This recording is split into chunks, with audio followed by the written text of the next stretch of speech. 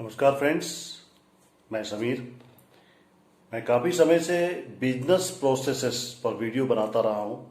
दोस्तों, sales and marketing कुछ मेरा फेवरेट सब्जेक्ट भी है और मैं बिजनेसमैन और वैसे यूथ, अनएम्प्लॉयड यूथ जो नया बिजनेस करना चाहते हैं उनके लिए काफ़ी समय से मैं वीडियो बनाना चाहता था जिससे उन्हें सेल्स एंड मार्केटिंग में मदद मिल सके, नया व्यवसाय शुरू कर सके। नया व्यवसाय में कस्टमर को ज़्यादा से ज़्यादा अपने लिए अपने अपने पास अट्रैक्ट कर सके। तो ऐसे वीडियो बनाने के लिए मैं लगातार प्रयासरत था और आज मैं उस दौर में आगे बढ़ चुका हूँ। आज मैं आपको वो 7 स्ट्रेटजी बताने वाला हूँ जिसका आप फॉलो करके अपने कस्टमर को ज़्यादा से ज़्यादा अट्रैक्ट कर पाएंगे और इस तरह से आप स्ट्रेटजी बनाएं कि ज़्यादा से ज़्यादा लोग आपसे जुड़े और आप जो है कस्टमरों की आपके पास कमी ना हो और आप लगातार उन्हें संतुष्ट कर और व्यवसाय में नए सोपान प्राप्त कर सके। तो दोस्तों, आइए हम लोग चलते हैं वो सारे चीज़ें सीखने के लिए प्रयास करते हैं। एक रिक्वेस्ट मेरा आपके साथ ज़रूर होगा कि अगर आपको हमारा ये वीडियो अच्छा लगे तो लाइक और सब्सक्राइब हमारा ज़रूर बनता है, ताकि आपका लाइक और सब्सक्राइब हमें नए नए वीडियो को, क्योंकि एक चीज़ और है, अगर हमें लगे कि कुछ और भी होना चाहिए तो कमेंट्स में आप ज़रूर लिखेंगे, ताकि मैं प्रयास करूंगा अगला वीडियो उस विषय पर मैं बना सकूं। तो दोस्तों, चलिए हम लोग देखते हैं वो सारे स्ट्रेटजी कौन कौन से हैं, ताकि आप उससे प्रॉफिट प्राप्त कर सके और आपके लिए फ्रूटफुल हो। तो दोस्तों, चलिए देखते हैं। फ्रेंड्स, नमस्कार। वंस अगेन समीर पांडे आप सभी का स्वागत करता है। बेचना सीखो .com एक ऐसा साइट, एक ऐसी व्यवस्था जिसमें आप सेल्स प्रोसेस, मार्केटिंग प्रोसेस सीखते हैं। काफी दिनों से मैं इस प्रयास में था कि मैं आपके लिए कुछ ऐसा करूं ताकि आप एक स्किल सीखें और सेल्स और मार्केटिंग में जबरदस्त सक्सेस हो सके। तो दोस्तों, फॉलो जबरदस्त स्ट्रेटजीज। अपने स्ट्रेटजी इस तरह से बनाएं कि आपका इनबाउंड कस्टमर इतना ज्यादा आ जाए कि आप सोचने के लिए विवश हो जाए कि इतना कस्टमर कैसे संभालोगे। तो दोस्तों, आगे बढ़ने से पहले मैं वंस अगेन तो आप सभी से रिक्वेस्ट करूंगा, हमारे इस चैनल को लाइक और सब्सक्राइब जरूर करें, ताकि हमारा भी हौसला बना रहे और मैं इसी तरह के वीडियो आपके लिए लेकर आता रहूं। दोस्तों, तो आगे चलते हैं और इस विषय में हमें तरह तरह की बातें हम लोग करते हैं। तो दोस्तों, सबसे पहले strategy for zero cost marketing. Strategy for zero cost marketing, इसका मतलब ये है कि अभी तक प्राय लोग करते क्या है कि कोई नया बिजनेस के लिए, खासकर नया बिजनेस, अगर आपका बिजनेस स्टार्ट हो रहा है, कोई स्टार्टअप है या कोई नया बिजनेस आपने स्टार्ट किया है, तो होता यह है कि आपका ज्यादा कॉस्ट, क्योंकि सेल कम होती है तो आप सभी की इच्छा होती है। एक्चुअल में मैं भी ऐसा करता था कि ज्यादा से ज्यादा एक्सपेंडिचर अपने एडवर्टीजमेंट पर करता था। यूट्यूब में, फेसबुक में काफी सारे खर्च करके उनको मैं प्रमोट किया करता था। लेकिन ये जो आउटबाउंड स्ट्रेटजी है, इसके कारण फायदा कम होता था, नुकसान ज्यादा होता था, कस्टमर उतना ज्यादा बुकिंग नहीं होता था। तो सबसे पहले मैं आपको 7 स्ट्रेटजी बताने वाला हूं जो जीरो कॉस्ट मार्केटिंग के लिए काफी इफेक्टिव है। आप इसको इम्प्लीमेंट अगर कर लेते हैं तो जैसा मैंने आपको अपने पहले स्लाइड में बताया कि इतना कस्टमर आएगा कि आप उसे संभाल नहीं पाओगे, आपको सोचना पड़ेगा कि हाउ टू मैनेज। तो दोस्तों, आइए देखते हैं 7 स्ट्रेटजी क्या है। सबसे पहला है make a top level website. एक ऐसा वेबसाइट, वर्ल्ड वाइड लेवल का वेबसाइट बनाए जो नीट एंड क्लीन हो, साफ सुथरा हो, व्हाइट बैकग्राउंड हो, देखने में अच्छा लगेगा। कॉल टू एक्शन मतलब उसमें आपको डायरेक्शन दिया हो कि आप buy here, click here to buy, या एक बटन डालिए उसमें जिसमें लिखा हो कि आप गेट परचेज या गेट योर कॉपी। और इसके बाद कस्टमर को सॉल्यूशन प्रोवाइड कीजिए। कस्टमर को अपने प्रोडक्ट के फीचर कम बताइए, सॉल्यूशन ज्यादा बताइए, या फीचर नहीं भी बताएंगे चलेगा, लेकिन सॉल्यूशन जरूर बताइए कि इस प्रोडक्ट का यूज करने पर कस्टमर को क्या बेनिफिट होगा। अपना प्रोडक्ट का फीचर कम बताइए, अपनी बड़ाई खुद ना करें। जैसे कहावत है कि अगर आप अपना बड़ाई खुद करते हैं तो लोग उस पर विश्वास नहीं करेंगे, लेकिन आप कस्टमर को सॉल्यूशन बताएंगे किसी भी चीज का तो कस्टमर बोलेंगे नहीं, फल्ला आदमी जो है, फल्ला वेबसाइट वाला जानता है इस चीज को कि प्रोडक्ट कैसे बनता है या प्रोडक्ट क्या सॉल्यूशन देता है, और उनको अगर सॉल्यूशन मिलेगा तो वो आपके प्रोडक्ट को खोजते हुए आ जाएंगे, आपके साइट पर सर्च करके आएंगे, दिया लगे ढूंढेंगे आपके साइट को। तो इसलिए अपना प्रोडक्ट को इस तरह से बनाइए, अपना स्ट्रेटेजी इस तरह बनाइए कि आपको कस्टमर के पास जाना ना पड़े, बल्कि कस्टमर ढूंढते हुए आपको आ जाए। वह स्थिति आपके लिए काफी प्रॉफिटेबल होगा। शुरुआत में थोड़ा मुश्किल जरूर है, लेकिन प्रयास शुरू से ही हो तो ज्यादा अच्छा है। आइए हम लोग देखते हैं कि अगला पॉइंट, अगला जो पॉइंट नंबर 2 क्या है।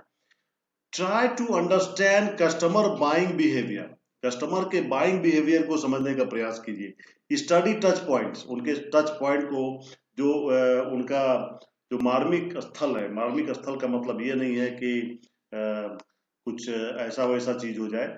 मार्मिक स्थल का स्थल ये मतलब ये है कि आप कस्टमर के नीड को समझिए। कस्टमर क्या चाहता है, कस्टमर की डिमांड क्या है, कस्टमर कहाँ से आप ज्यादा सर्च करके देखता है ऐसे प्रोडक्ट्स को। फेसबुक है, इंस्टाग्राम है, यूट्यूब है। तो कस्टमर को समझने का प्रयास कीजिए, कस्टमर के नीड को समझने का प्रयास कीजिए, कस्टमर के टेस्ट को समझिए, कस्टमर के रिक्वायरमेंट को समझिए। Check customer maximum traffic on your page, और आप ये समझिए कि आपके किस पेज पर कस्टमर ज्यादा देर तक रह रहा है, ज्यादा देर तक आपके पेज को पढ़ रहा है। तो आपको पता लगेगा कि वो पॉइंट जिस पर कस्टमर की रिक्वायरमेंट है, तभी तो वो आपके उस पेज पर जा रहा है। तो इस चीज को समझने का प्रयास कीजिए। काफी सारे टूल्स हैं इसके, मैं आगे बाद में बताऊंगा या अगले वीडियो में बता दूंगा। गूगल एनालिटिक्स भी ऐसे देता है, डाटा देता है, जो आपको बता देगा कि आपके इस पेज में ज्यादा ट्रैफिक था। या इसके बाद customer engagement on your page, किस चीज पर इंगेजमेंट था कस्टमर का ज्यादा। तो ये इस तरह से आप कस्टमर के बिहेवियर को अच्छी तरह समझ पाएंगे, कस्टमर को रोक पाएंगे, कस्टमर को रिटेन कर पाएंगे, नए कस्टमर को बुक कर पाएंगे। तभी बिजनेस आपका ज्यादा से ज्यादा चल सकता है। जब तक आप कस्टमर को नहीं समझेंगे तब तक मुश्किल है इस चीज को, और कस्टमर को रिटेन करना कोई साधारण बात नहीं है। तो दोस्तों, आइए हम लोग अगले पॉइंट पर आते हैं और देखते हैं कि अगला पॉइंट आपका क्या कहता है। Anticipatory content to gain customer attention. क्या होता है कि कस्टमर जो सोचे, अगर उसके पहले आप एंटीसिपेशन में आप अनुमान लगाकर ही अगर उसको कंटेंट दे देते हैं तो कस्टमर को सुविधा होगा। Content should be according to customer need. Content कुछ ऐसा होना चाहिए जो कि कस्टमर के नीड के अनुसार हो। It should offer your customer A solution, माने ये आपके कस्टमर को एक सॉल्यूशन प्रोवाइड करें, तभी कस्टमर आपसे जुड़ेंगे।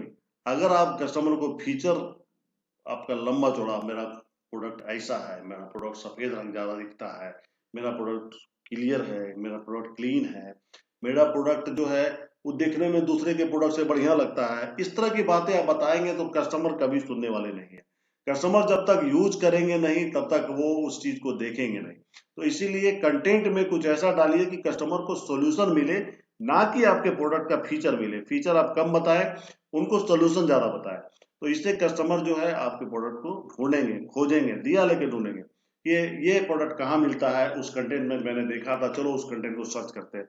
इससे आपके पेज के ट्रैफिक भी बढ़ेगा और ज्यादा से ज्यादा लोग आपके प्रोडक्ट में इंटरेस्टेड होंगे। Your content should B short but straight. हमेशा शॉर्ट कंटेंट ही रखिए, लेकिन स्ट्रेट फॉरवर्ड रखिए। जो बताना है साफ साफ बताइए, छुपाइए कुछ मत। कंटेंट जो है हमेशा शॉर्ट रखिए। Your content should provide your customer A meaningful solution, और एक मीनिंगफुल सॉल्यूशन प्रोवाइड करें कस्टमर को। तभी आपके प्रोडक्ट में रुचि होगा जब उन्हें सॉल्यूशन मिलेगा, मीनिंगफुल सॉल्यूशन मिलेगा। This practice will help in retaining your customer, और ये सारा प्रैक्टिस जो है आपके कस्टमर को रिटेन करने में मदद करता है। इसके बाद आ जाते हैं चौथा point, marketing budget from outbound to inbound, माने आपका मार्केटिंग में जो एक्सपेंडिचर अब तक हो रहा था वो आप क्या कर रहे थे, ज्यादा ज्यादा प्रचार कर रहे थे, कभी टीवी में दे रहे थे, कभी यूट्यूब में दे रहे थे, कभी फेसबुक में दे रहे थे, यहाँ भी या ट्विटर में दे रहे हैं। तो यहाँ भी आप क्या कर रहे हैं, अपने प्रोडक्ट को प्रमोट कर रहे हैं। दोस्तों प्रमोट बिल्कुल मत कीजिए। प्रमोट करने पर कुछ नहीं, आपसे आपके ज्यादा पैसे भी खर्च होंगे, क्योंकि एडवर्टीजमेंट काफी महंगा होता है। हमेशा कोशिश कीजिए कि कस्टमर आपके प्रोडक्ट को खुद ढूंढता हुआ चला आ जाए। तो इस तरह से व्यवस्था कीजिए।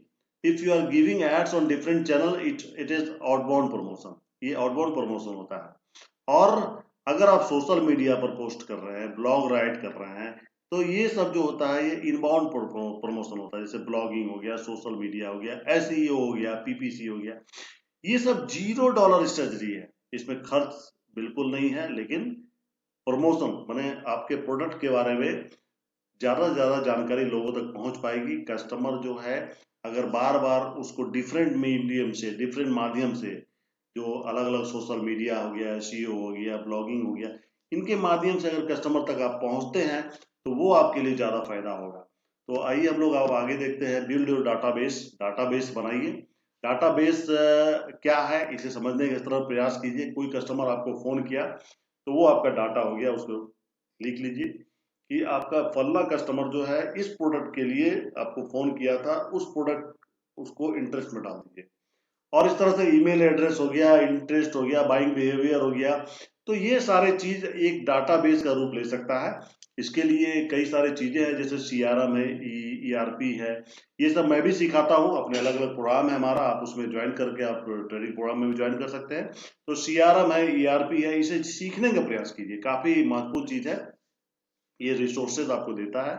Build database of your potential prospect and existing prospect, मतलब दो तरह के डाटाबेस आप तैयार करके रखिए। एक तो वैसा डाटाबेस होना चाहिए जो आपका एग्जिस्टिंग कस्टमर है, क्योंकि आपको एग्जिस्टिंग कस्टमर को एक बात ध्यान रखिएगा दोस्तों, आगे बढ़ने के दौर में कभी ऐसा ना हो कि अभी के वर्तमान का जो आपका मित्र है, वर्तमान का डाटाबेस है, वर्तमान के कस्टमर वो ना छूट ना गए।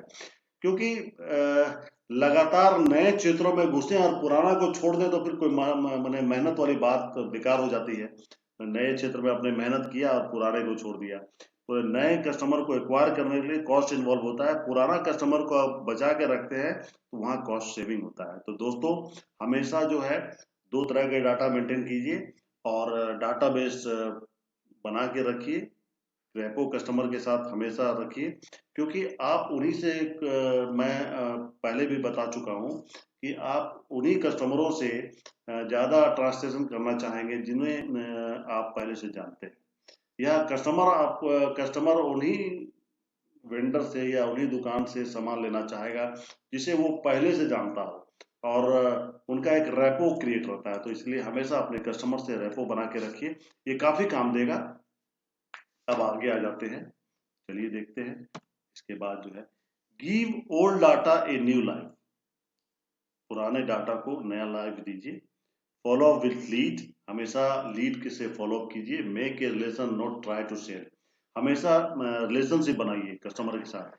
उनको बेचने का प्रयास मत कीजिए, बेचने तो माल आपका अगर दम होगा तो खुद बिक जाएगा, लेकिन अगर रिलेशनशिप रहा तो वो अपने आप ही से माल परचेज करना पसंद करेंगे।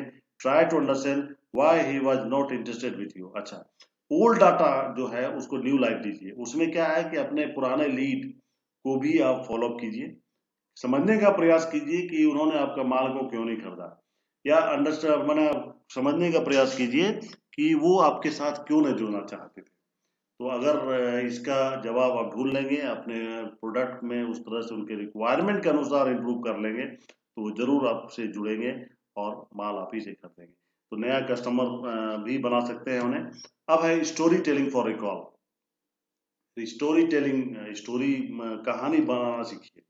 कहानी जितना अच्छा होगा, लोग, आप अकबर बिरबल की कहानी अभी तक हमें याद है, और अभी भी दादा दादी या नाना नानी तो आजकल कहानियां कम सुनाते हैं, लेकिन फिर भी जिन्हें सुनाते हैं बच्चे उनके काफी बुद्धिमान होते हैं।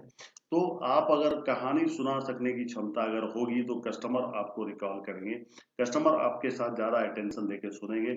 कस्टमर जो बनता है वह उसके 5 स्टेज होते हैं। एक तो कस्टमर बना, अगर वो आपका प्रोडक्ट पसंद आया तो रिपीट कस्टमर बना, और अगर रिपीट कस्टमर होने लगा तो वो लॉयल कस्टमर में कन्वर्ट हो जाता है, लॉयल कस्टमर आपका विश्वासी कस्टमर हो जाता है। उसके बाद वो आपके जो प्रोडक्ट है उसको प्रमोटर भी बन जाता है, मतलब प्रमोट भी करना शुरू कर देता है, और वो आपके प्रोडक्ट का एडवोकेट बन जाता है, माने आपका सिफारिश, अरे वाह बड़ा अच्छा सामान वो बेचता है। तो इस प्रकार जो आपकी जो वैल्यू है वो दिनों दिन बढ़ती जाती है, और आपकी प्रोडक्ट वैल्यू, आपके मार्केट वैल्यू में इजाफा होता है। आप खुद एक ब्रांड बन जाते हैं, लोग आपसे जुड़ते जाएंगे। और अगर यह प्रोसेस चला, इन सभी बातों का आप ध्यान रखें, तो लगातार आप विकसित करेंगे, विकास करेंगे। तो एक बार फिर से समझने का प्रयास कीजिए, और वो समझने का प्रयास कीजिए कि फॉलो जबरदस्त स्ट्रेटजी, माने जबरदस्त स्ट्रेटजी को फॉलो करें। इतना कस्टमर कैसे संभालोगे? इतना कस्टमर आ जाएगा तो फिर इसमें कस्टमरों की लाइन लग जाती है। और ये जो बात मैंने कहा था, खुद ही को कर बुलंद इतना कि हर तकदीर से पहले खुदा बंदे से खुद पूछे कि बता तेरी रजा क्या है। दोस्तों, ये जो बात है, ये बात आज से मैं 20-25 साल पहले मैं कभी राजस्थान में रहा करता था, पोस्टेड था बाड़मेर में। वहाँ हमारे एक मित्र थे, काफी वहाँ के बासिंदे थे। उन्होंने वो बोला करते थे, उनका नाम था, मैं अभी भी उनको याद करता हूँ, गोपाल सिंह चौधरी उनका नाम है। काफी वो बोला करते थे, और मैं उन्हें आज भी काफी इज्जत देता हूँ। और वो बोला करते थे कि अपने आप को इतना बुलंद करो कि हर तकदीर से पहले जो ऊपर वाला है, खुदा है, वह आपसे पूछे कि अरे बता तेरी रजा क्या है, आपकी क्या रजामंदी है, मैं आपको क्या दूं कि आप जो है बहुत ग्रो करें, खूब अच्छे से विकास करें। तो दोस्तों, अपने आप को इस तरह से बुलंद करें कि ऊपर वाला भी मजबूर हो जाए वो आपकी मदद करने के लिए, आपकी रजामंदी पूछने के लिए। तो दोस्तों, अपने व्यवसाय को इस तरह से बुलंद करें, इस तरह से इक्विप्ड करें, इस तरह से स्किल सीखें कि आप हर तरफ फैलता जाए। तो दोस्तों, एक और जो मैं शुरुआत में मैंने कहा था कि वो जो शोर मचाते हैं भीड़ में, भीड़ ही बन के रह जाते हैं, वही पाते हैं जिंदगी में कामयाबी। दोस्तों, ध्यान से सुनेंगे, वही पाते हैं जिंदगी में कामयाबी जो खामोशी से अपना काम कर जाते हैं। दोस्तों, आगे बढ़ने से पहले मैं फिर वंस अगेन इस शेर को आपको समझाना चाहूंगा कि भीड़ में शोर मचाने से कुछ नहीं होता, वो भीड़ ही बन के रह जाते हैं। भीड़ भाड़ में मच जाए और शोर ना मचाए। जिंदगी में कामयाबी चाह रहे हैं तो खामोशी से अपना काम करते रहे, लगन से अपना काम करते रहे, अपने आप को सारे इक्विपमेंट से, टूल से, हर तरीके से इक्विप्ड कर ले, और कुछ ऐसा करें कि कस्टमर आपके आगे पीछे भीड़ लगाता जाए और आप सफलता प्राप्त करते जाए, माल बेचता जाए, पैसे छापता जाए। तो दोस्तों, ऐसा स्ट्रेटजी रखें और सफल हो। आगे बढ़ने से पहले, खत्म करने से पहले, वंस अगेन मैं आपसे रिक्वेस्ट करूंगा, इस वीडियो को लाइक और सब्सक्राइब जरूर करेंगे, ताकि मैं तरह तरह के वीडियो इनोवेशन के साथ आपके लिए लेकर आता रहूं, और आपके साथ मैं भी प्रॉस्पर होता रहूं। थैंक यू दोस्तों।